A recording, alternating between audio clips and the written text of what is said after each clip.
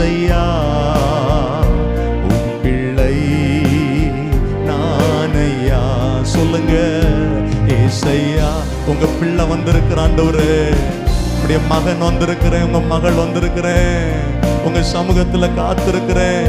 சொல்லுவோம், ஏசையா ஏசையா உம் பிள்ளை நானையா. ஏசையா அப்படி ஜெபம் பண்ணுங்க, ஜெபம் பண்ணுங்க. வாய் திறந்து, ஏசப்பா உங்க பிள்ளை வந்திருக்கிறேன், உங்களை தேடி வந்திருக்கிறேன், உங்க வீட்டுக்கு வந்திருக்கிறேன், உங்க சமூகத்துல வந்திருக்கிறேன்.